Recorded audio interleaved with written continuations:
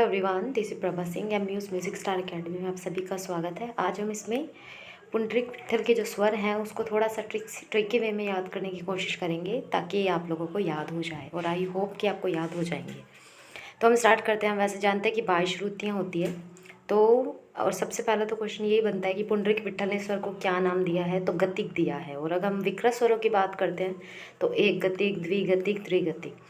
देखो, आप मोस्टली देखोगे कि जो सोमनाथ है या फिर ये है, इन्होंने जो स्टार्टिंग का स्वर स्टार्ट किया है ना, निषाद से किया है। जैसे कि शारंगदेव जो हैं उन्होंने कैशिक निषाद, च्युत षडज लाइक ऐसे करके ना सुर लिए। तो अब पुंडरीक विट्ठल का जो स्वर है ना, वो अपने को सबसे पहले ये याद रखना है कि इन्होंने शुद्ध षडज कहाँ रखा है। तो हमें ये पता है चौथी इस पे शुद्ध षडज है, यानी कि षडज है। और इन्होंने पाँचवीं पर ऋषभ रखा है। अगर हम बात करें कि पहला इनका जो पता है कि हमको गति का नाम दिया है, और इनकी जो बिगनिंग होती है स्वरों की वो निषाद से ही होती है। ठीक है, निषाद से स्टार्ट होता है। तो यानी कि पहली पर एक नंबर हो गया, यानी कि एक गतिक निषाद। क्योंकि हमें पता है पहले के आर्टिस्ट ने उन्होंने निषाद को रखा है ऊपर, बाद में षडज माना है, लेकिन कुछ ऐसे हैं जिन्होंने लास्ट में षडज को माना है। अब जैसे है एक, इनको विकृत स्वर दिखाना था तो इन्होंने क्या किया, एक गतिक निषाद। फिर है दूसरी श्रुति, दो मैच हो रहा है तो यानी द्विगतिक निषाद। तीन से तीन मैच हो यानी कि त्रिगतिक निषाद। एक गतिक, दो गतिक, तीन गतिक। और ये तीन नाम किसके हैं भाई, निषाद के हैं। निषाद के कितने नाम हैं भाई, तीन नाम है। और जो 22वीं श्रुति पर निषाद है यानी कि वो शुद्ध है।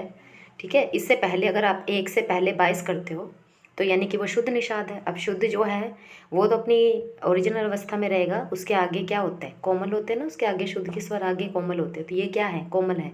एक गतिक निषाद, द्विगतिक निषाद, तीन गतिक निषाद, यानी कि 1 2 3 सीक्वेंस के अकॉर्डिंग। और चौथी पे क्या रखा है इन्होंने, षडज को रखा है। और पाँचवीं पर क्या आ गया, ऋषभ आ गया। ठीक है, पाँचवीं पर क्या आ गया, योगे 5 स्वर। अब नेक्स्ट हम बात करते हैं छठे, सातवें, 8। अब हमें इसमें 5 स्वर और याद करने हैं। सबसे पहले आप इसमें से 4 स्वर तो निकाल ही दो, 8 और 9 और 18 19। 8 9 18 19, यानी कि इस पे इन्होंने कोई स्वर नहीं रखा है। 8 9 18 19, 8 9 18 19। अब हमने ऋषभ पे फिनिशिंग की है। पांचवा हमारा जो फिनिशिंग हुई है किस पे हुई है, ऋषभ पे हुई है।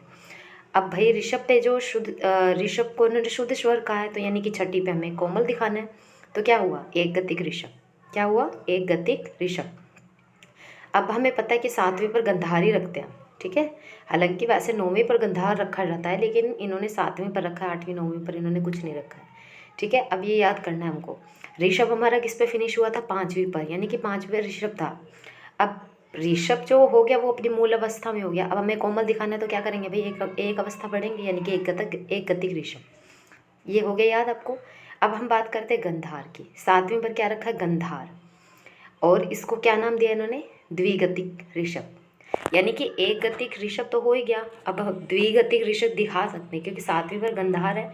तो इसको एक दूसरा नाम भी दे सकते हैं, द्विगतिक। यानी कि ज़्यादा से ज़्यादा फ्रीक्वेंसी इन्होंने कितनी रखी है, 4 तक। एक गतिक, द्विगतिक, त्रिगतिक, चतुर्गतिक। अब देखो यहाँ पे 8वें 9वें पे कुछ नहीं है। अब हमारे 7 ये मान के चलो एक गंधार फिनिशिंग हुई है। 7 पे हमारी किसकी फिनिशिंग है, गंधार की। तो यानी कि इसके आगे का जो हम स्वर दिखाएंगे अब हम विकृत दिखाएंगे। तो हमने क्या नाम दे दिया इसको, एक गतिक गंधार।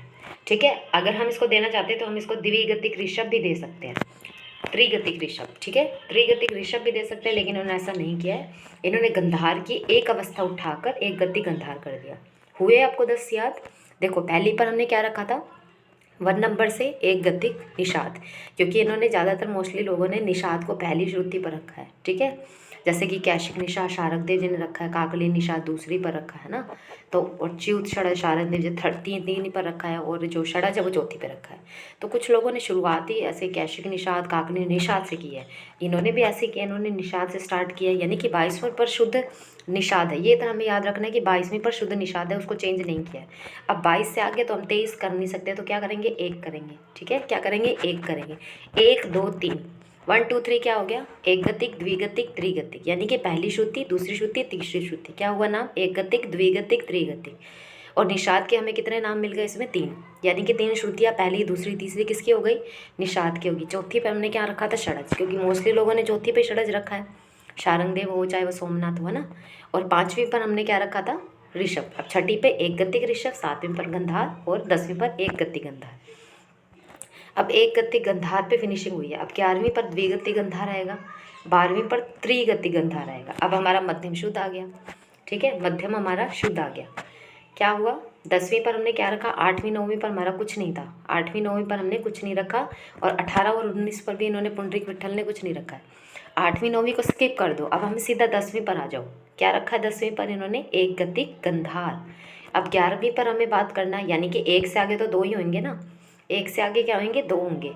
अब ये देखो ग जो है, अगर आप इसको ग को ध्यान से देखो तो ग किसकी तरह लग रहा है, ग 11 की शेप दे रहा है ना, ये गंधार जो है 11 की शेप दे रहा है। अब सोमनाथ वगैरह से हम अगर हम कंपैरिजन करते हैं, जैसे कि हम अगर बात करें उनसे शारंगदेव की कंपैरिजन करें तो 10वीं पर वो साधारण गंधार रखते हैं, और ये क्या रखते हैं साथ 10वीं पर, एक गति गंधार। 11वीं पर जो शारंगदेव है वो क्या रखते हैं, अंतर गंधार, और इन्होंने क्या नाम दिया है, द्विगति गंधार। यानी कि आप ये ऐड लगा लो 10 11 12 ये गंधार के नाम दिए जाएंगे, ठीक है। और आपको पता है 13 पर मध्य होता है और 17 पे पंचम होता है, तो मध्यम को आप सीधा याद रख लो। 11वीं पर हमने क्या रख दिया, द्विगतिक गंधार, 12 पर त्रिगतिक गंधार, ठीक है। और 14वीं पर क्या आ गया, एक गतिक मध्यम। अब हमें मध्यम से आगे चलना है, यानी कि 13 पर मध्यम खत्म हो गया। अब क्योंकि शुद्ध स्वर जहाँ खत्म हो जाता है उसके आगे की जो अवस्था है ना, उसको हम इन्होंने उसी स्वर से रिलेट करके दिया। जैसे कि हमने 13 पे मध्यम को फिनिश कर दिया, अब 14 जो है, 14 पे हमने क्या कर दिया, एक गतिक मध्यम हो गया, ठीक है। क्योंकि शुद्ध स्वर से ऊपर जब हम जा रहे हैं तो वो क्या बनता जा रहा है, विकृत बनता जा रहा है, ठीक है। एक गतिक ऋषभ, एक गतिक मध्यम, किस पे रखा है भाई, 14 पे। अब 15 पे द्विगतिक मध्यम आ गया, और 16 पे। जब तक पंचम नहीं आ जाता तब तक आप उसी स्वर को रिलेट करके गतिक गतिक करते रहो।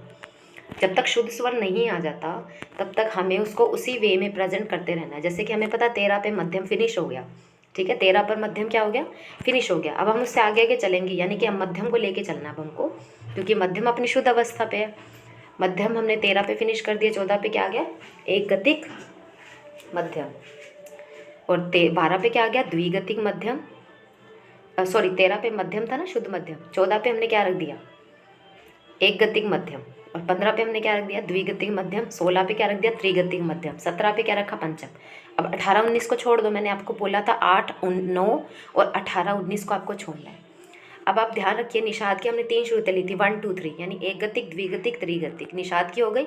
चौथे पे षडस था, 5वीं पर ऋषभ था, छठी पे क्या रखी, एक गतिक ऋषभ।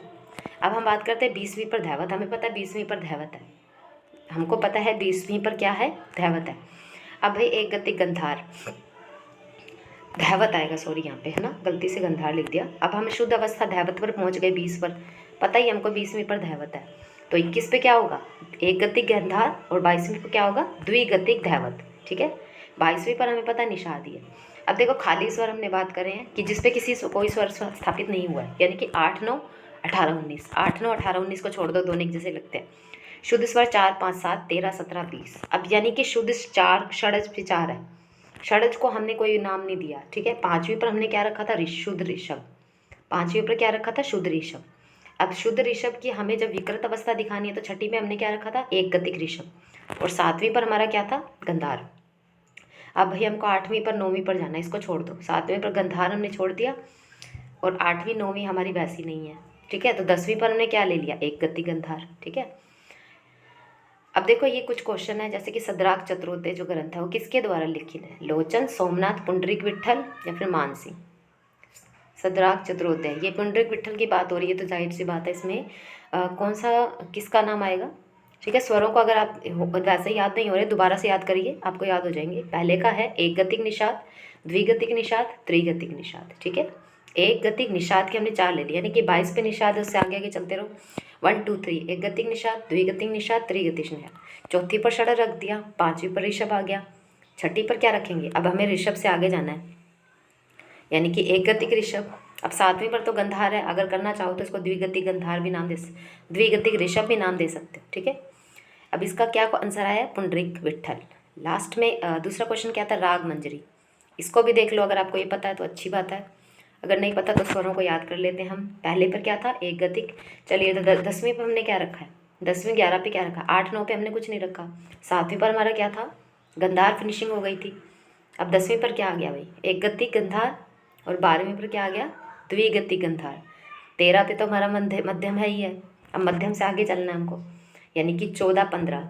अब मध्यम से आगे जाएंगे तो विकृत अवस्था उसी की लेनी है, मध्यम पे हमने शुद्ध मध्यम रख दिया, तो 14 पे क्या हो गया भाई, एक गतिक मध्यम, और 15 पे क्या हो गया, द्विगतिक मध्यम, 16 पे क्या हो गया, द्विगतिक त्रिगतिक मध्यम, 17 पे तो पंचम है ये। अब हमारे मध्यम का बात खत्म हो गई, मध्यम की बात हमारी अब खत्म होगी। अब हमें 17 से पंचम से आगे चलना है। पंचम की विकृत अवस्था हम दिखा नहीं सकते, ठीक है, तो इस तरीके से याद करना है। 18 19 पे कुछ है नहीं। अब नेक्स्ट क्वेश्चन है, इनमें से कौन सा वेंकट मुखी द्वारा स्थापित विकृत स्वर नहीं है। यहाँ पे वेंकट मुखी का क्वेश्चन लिया मैंने, वराली, कैशिकी, साधारण या मृदु। हमें पता है वेंकट मुखी के 5 विकृत स्वर होते हैं, अंतर गंधार, साधारण गंधार। यानी कई बार क्वेश्चन पूछ लेते हैं कि वेंकट मुखी ने साधारण नाम किस स्वर के लिए यूज़ किया है, तो गंधार के लिए क्या है, अंतर गंधार की बात करते हैं तो 11 पे है, साधारण गंधार की बात करें तो 10 पे है। कैशिकी निषाद भी नो वेरी वेल, 1 फर्स्ट पे होता है, और काकली निषाद की बात करते हैं तो दूसरी श्रुति पर होता है। आई होप कि आपको ये स्वर जो है ना देख के याद हो जाएंगे। 8 9 पे कुछ नहीं रखा हमने, 18 19 पे कुछ नहीं रखा, 13 पे क्या था भाई, मध्यम था, 17 पे क्या था, पंचम था, चौथी पे क्या था, षडस था। तो इसमें वेंकट मुखी द्वारा स्थापित स्वर मृदु नहीं, ये सोमनाथ जी का स्वर है। अब देखिए नेक्स्ट क्वेश्चन है कि वेंकट मुखी ने शुद्ध गंधार को और क्या नाम दिया है, अंतर गंधार, पंचश्रुति ऋषभ, साधारण गंधार या द्विगति गंधार। यहाँ पे थोड़े से मैंने वेंकट मुखी के लिए हैं, पुंडरीक विट्ठल के नहीं लिए। अगर मैं आपसे क्वेश्चन पूछूँ अब, जैसे कि जो वेंकट मुखी के अनुसार अंतर गंधार है, यानी कि 11वीं पर अंतर गंधार है, वही अगर मैं बात करूँ कि वेंकट मुखी के अनुसार उस पर कौन सा स्वर है। अब आप रिलेट करिए कि कौन सा। 8 9 पर कुछ नहीं रखा, 7 पर क्या था, गंधार था, 8 9 पे कुछ नहीं है, 10वीं पर क्या हो गया, एक गतिक गंधार, और 12वीं पर क्या होगा, द्विगति गंधार, यानी कि एक गति गंधार नाम दिया। इसका नाम क्या दिया, Panchshruti Rishabh. Thank you so much. अगर आपको ये वीडियो पसंद आई तो प्लीज़ इसको लाइक करना। आई हो आपको ये स्वर याद हो गए होंगे, बहुत ही ईजी वे में बताया है। 8 9 पे कुछ नहीं है, 18 19 पे कुछ नहीं है। शुद्ध स्वरों को याद कर लीजिए, 4 5 से स्टार्ट हो जाएगा, ठीक है। Thank you so much. अगर आपको